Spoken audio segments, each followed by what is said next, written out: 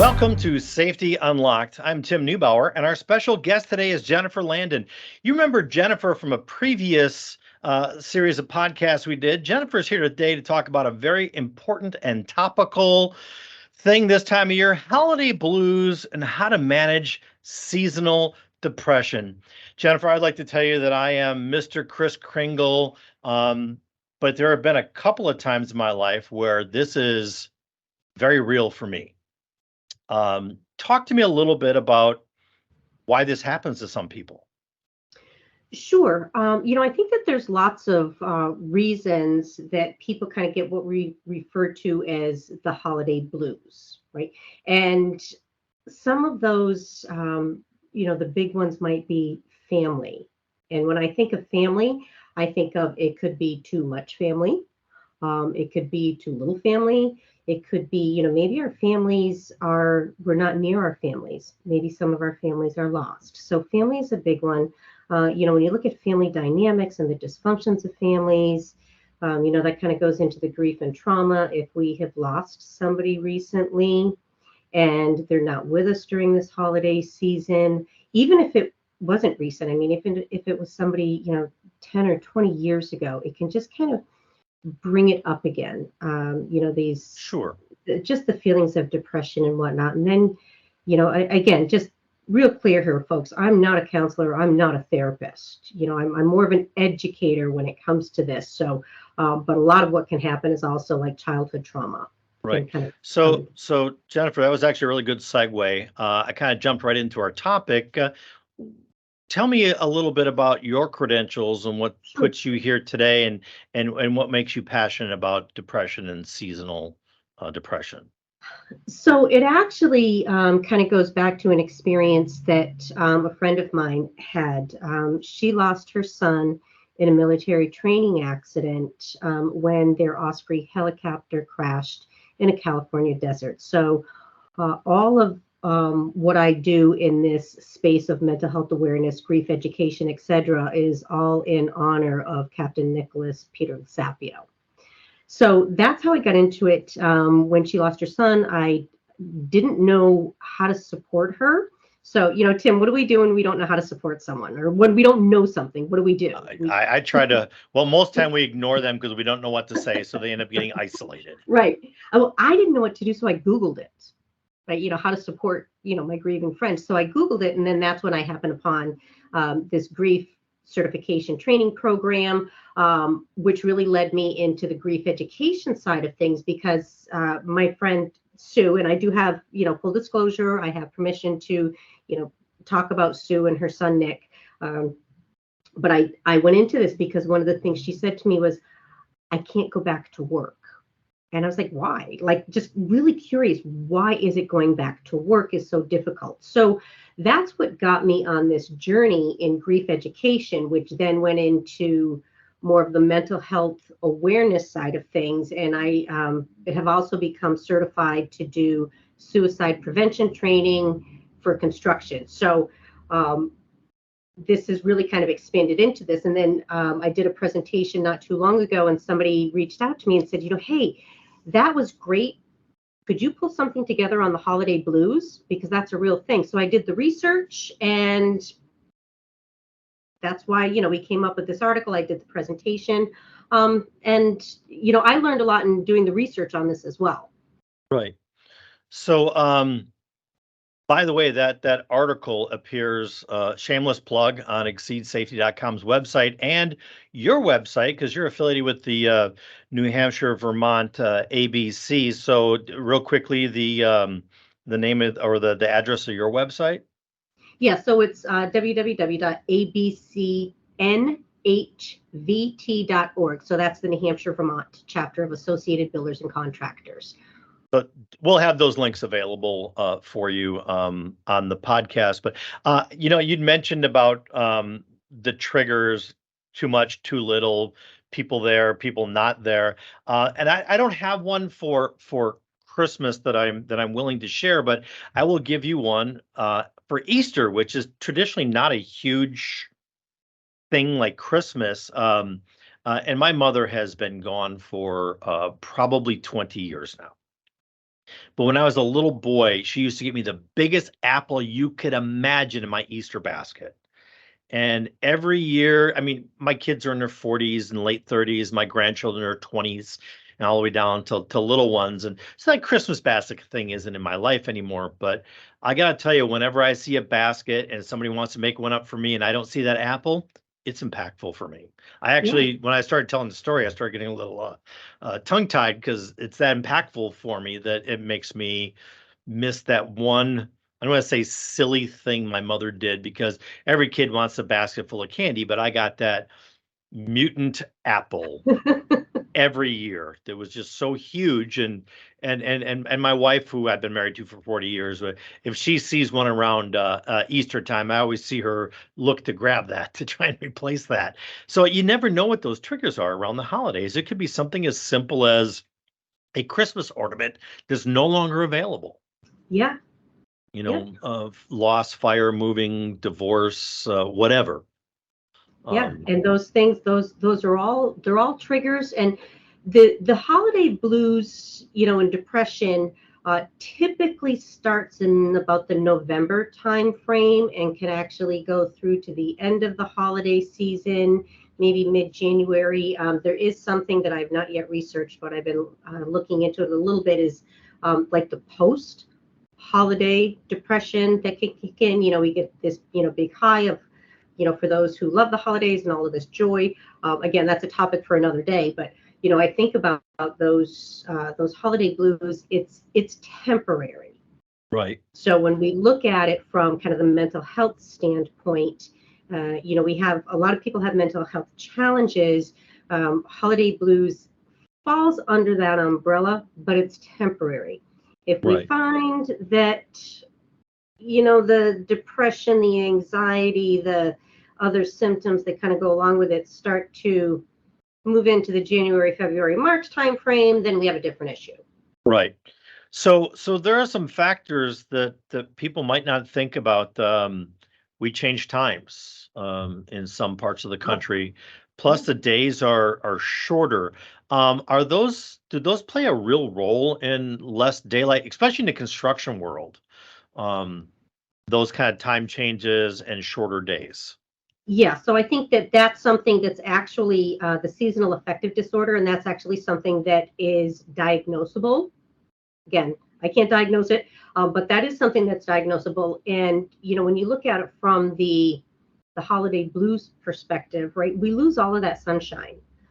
Some of us go to work in the dark and we're driving home in the dark. So we don't actually have access to a lot of natural sunlight, the vitamin D, et cetera, et cetera. So that can certainly be a factor.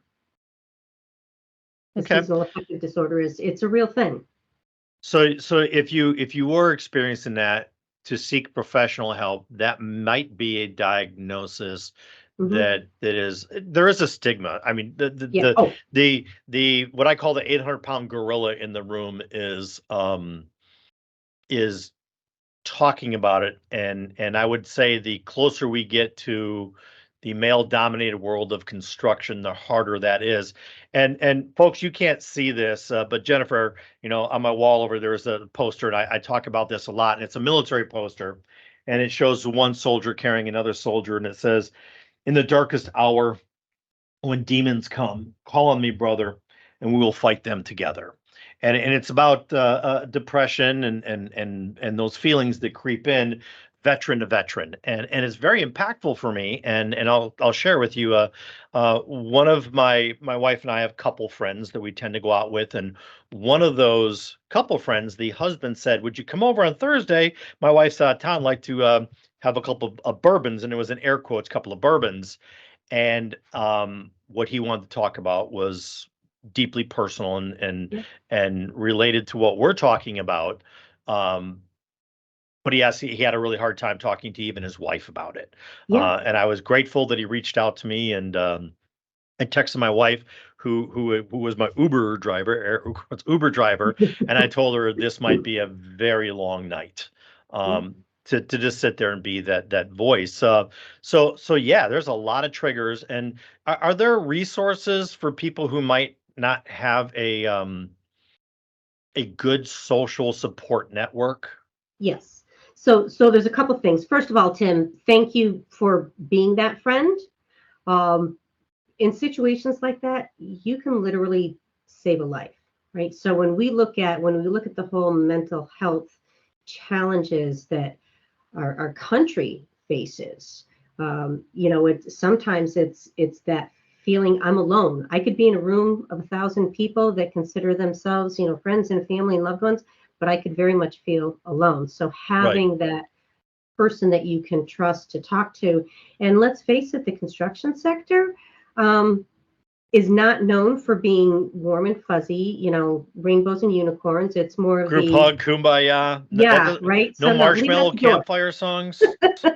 right? You've got issues, leave it at the door. We've got work to do. Time is money, right? When we look at it from a safety, and I'll get to your question in a moment here, but when we look at it from the safety factor, that if you're having any kind of a mental health challenge, and it could be as simple as, maybe you had a fight with a family member, right? Mhm. That is in some way, shape, or form a mental health challenge. It brings on these issues. You're distracted. And when you're Right. distracted at work, you're a safety risk. So Right. that's why we want to be able to talk about these things. We want to be able to build these cultures to say, you know, I'm not having the greatest of days.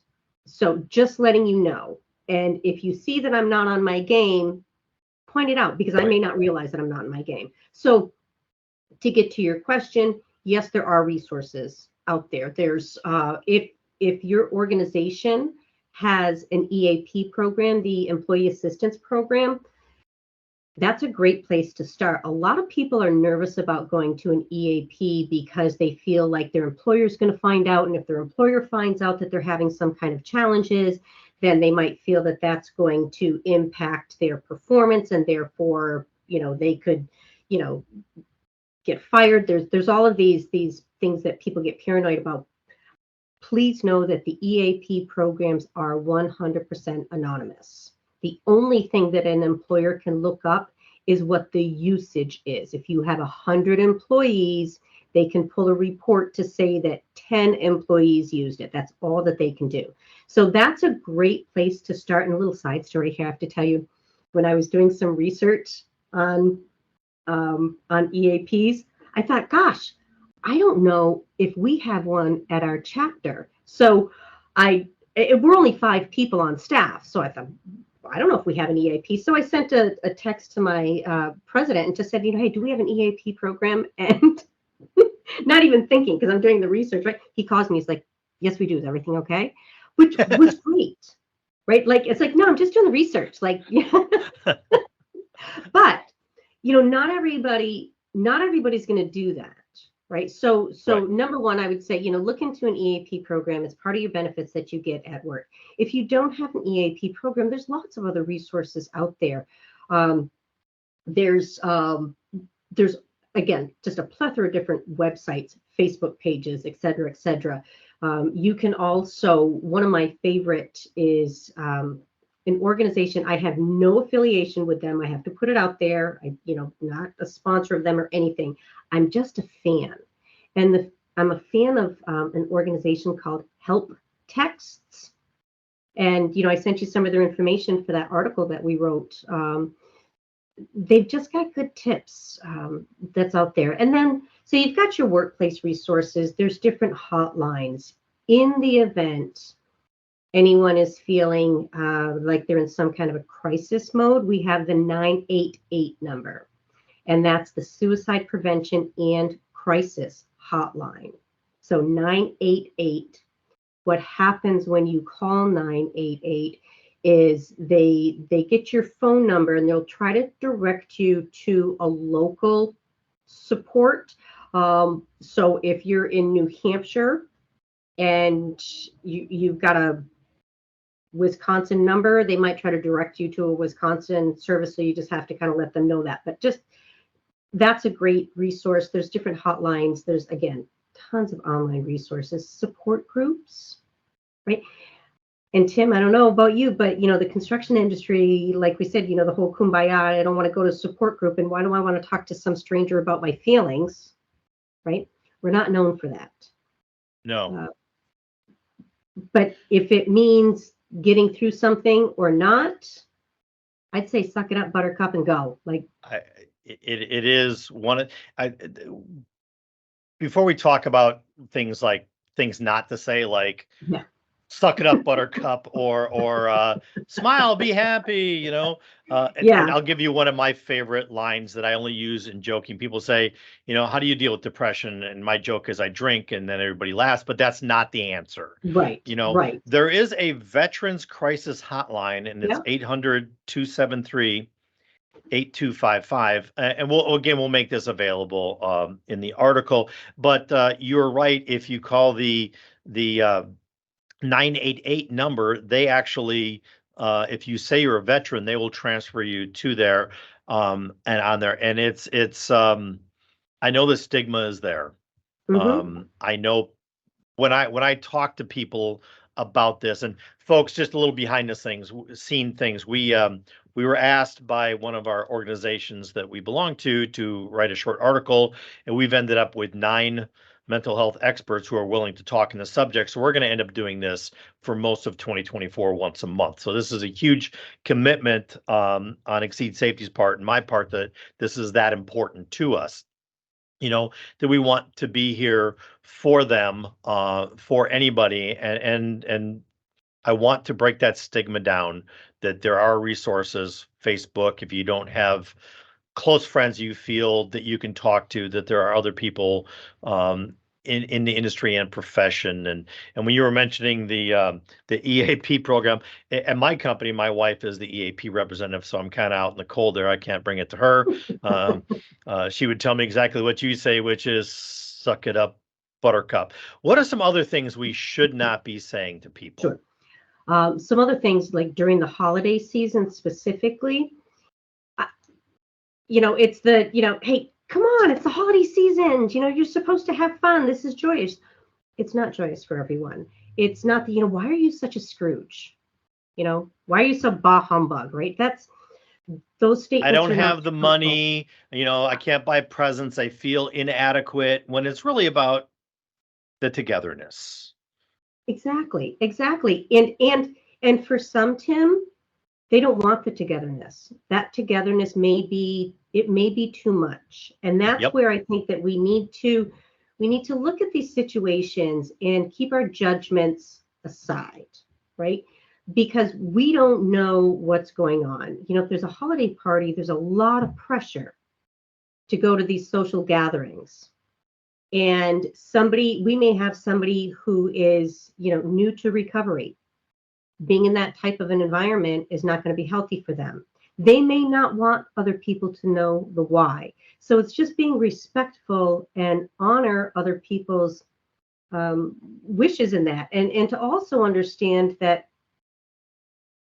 it's okay to change your mind last minute, right? So either way, I'm not going to go and at the last minute say, you know what? Yeah, I think I'm up for it. I am going to go. So it's asking people to stop putting so much pressure on others to engage. Right. I was asked this morning, do you have your Christmas tree up? I was like, I put lights on a plant. Like my house is small. I don't have room for a Christmas tree. It's me and my husband. I decorate with lights on a plant. That's it. And you could see the look like, really, you don't get a Christmas tree?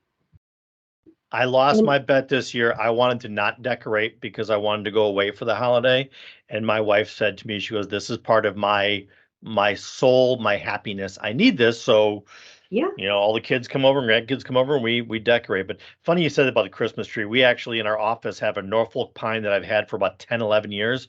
And it's not a Charlie Brown Christmas tree, but it's pretty minimalist. And we put a couple ornaments on there and lights, and everybody loves our Christmas tree.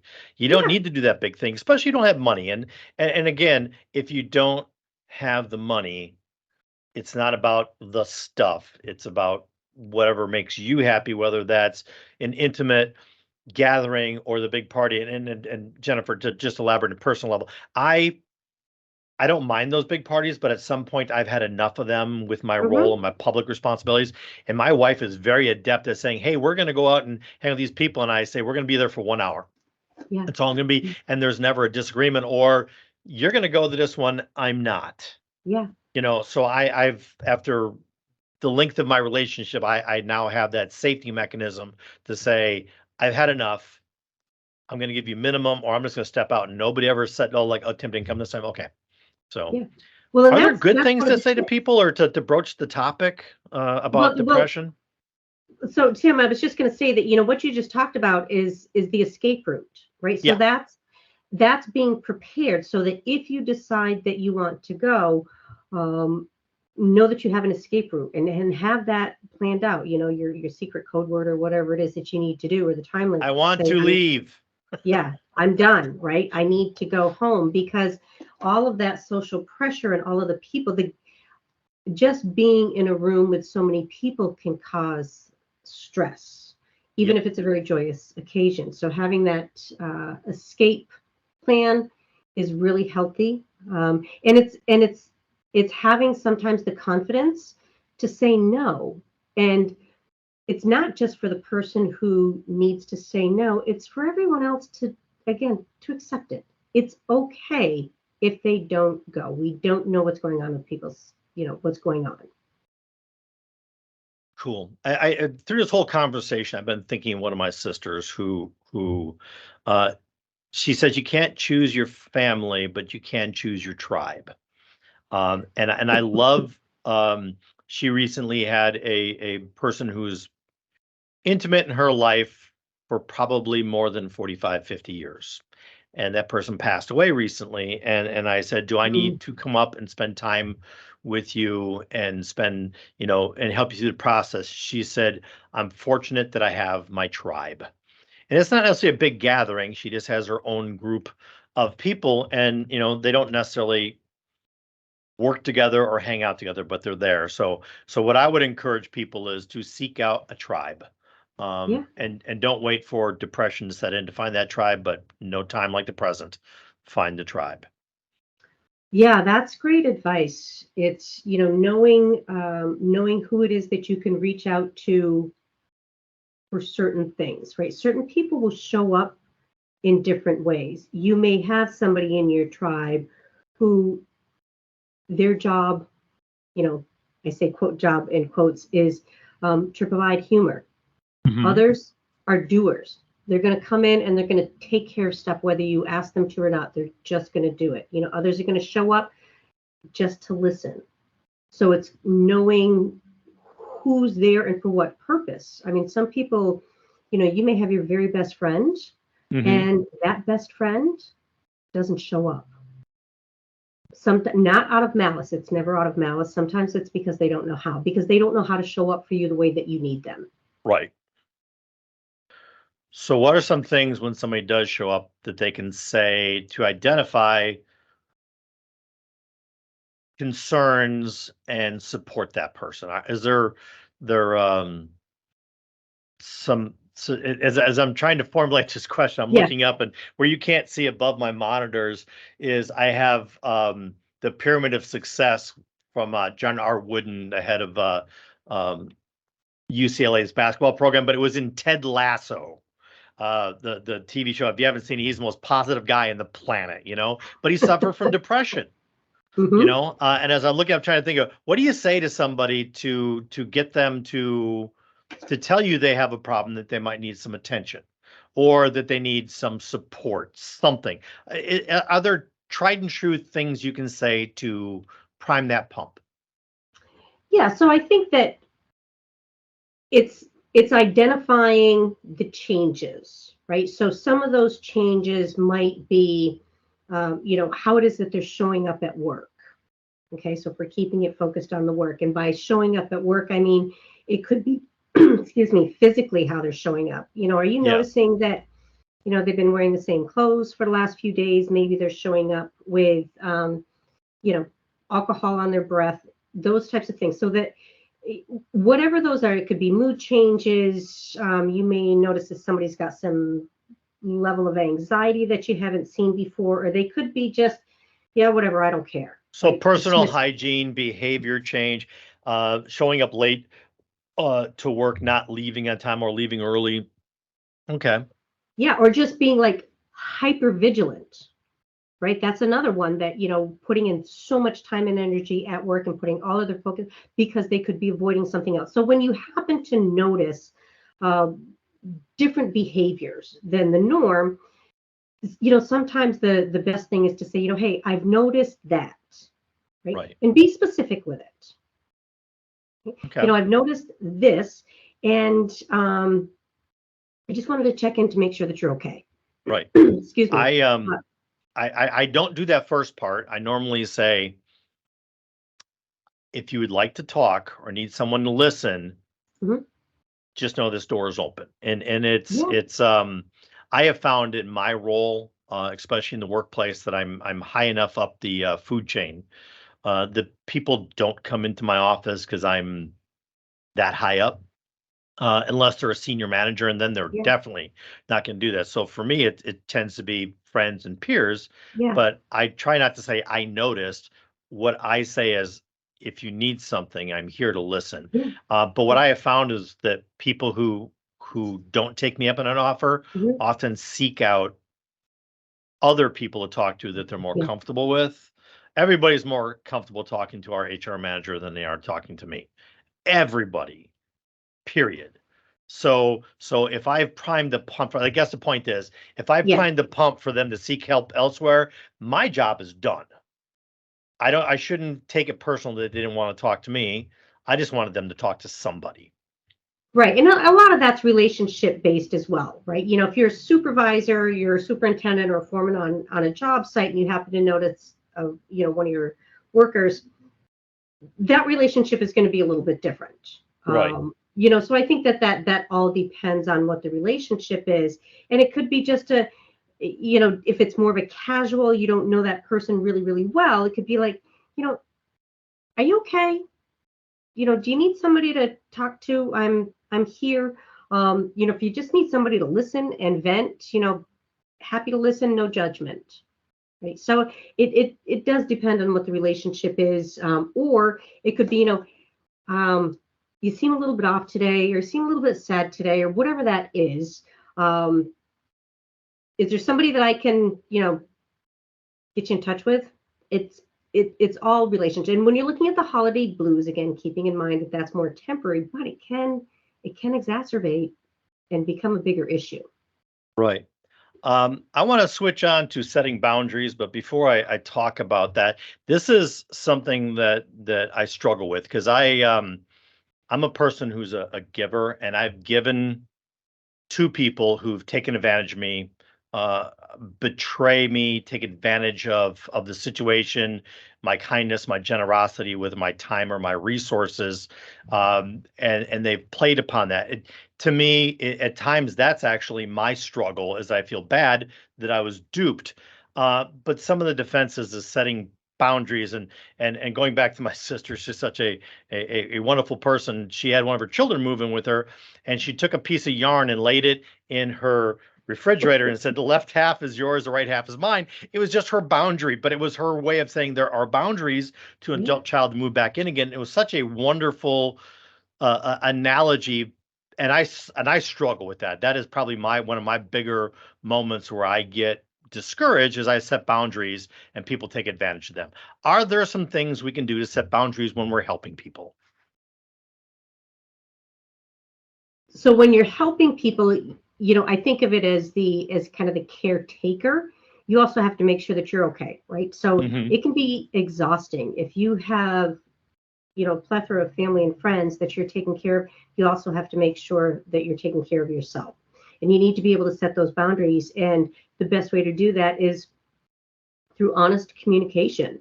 So if you have some kind of an expectation of what you are able and willing to do to help, you need to let that be known. And it goes to the other side as well. So if I need some kind of assistance, I need to be able to set those boundaries as well. Like you know what? I don't want you calling me 14 times a day.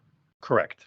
send me a text. If I don't respond to you in 30 minutes, then you're allowed to call. So I think it's really just kind of setting those boundaries and knowing what the expectations are. If you're in the caregiving side of things and somebody says no, respect the no. I think that that's important to be able to say and to not take it personally. That's the other thing. So you're not going to come to my holiday party, really?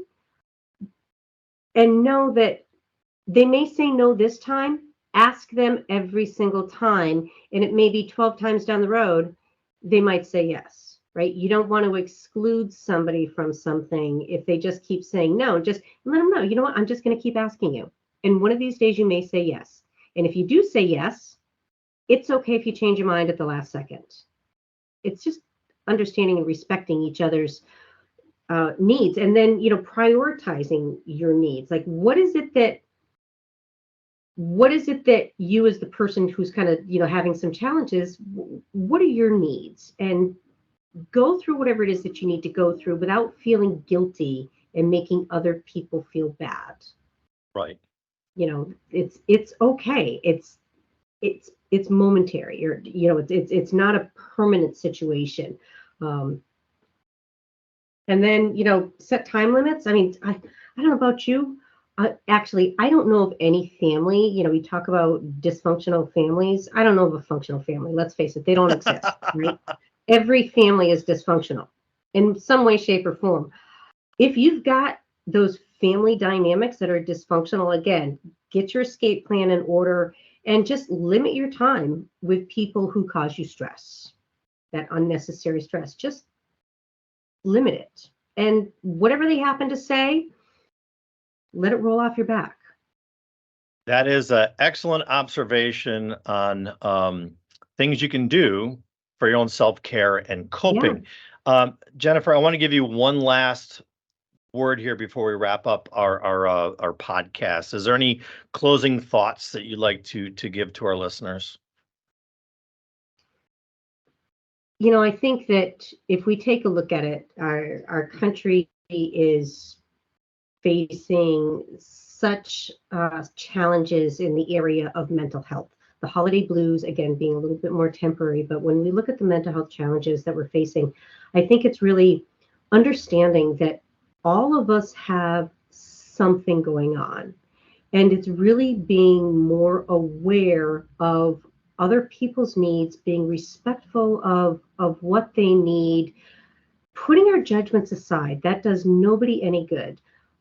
As somebody who may be facing challenges, to also understand that sometimes people may say things or do things, and most times it's not done out of malice. It's done out of love. So that's where I try to look at things from both sides of the coin, and understand that we've all got stuff. Just personally, just live each day with kindness, compassion, empathy, gratitude, forgiveness, and love. If we could do that, it might make things a little bit easier for all of us. I actually wrote down, we all got stuff. We all got stuff. We all got stuff. We all got stuff. Find your tribe. Yeah.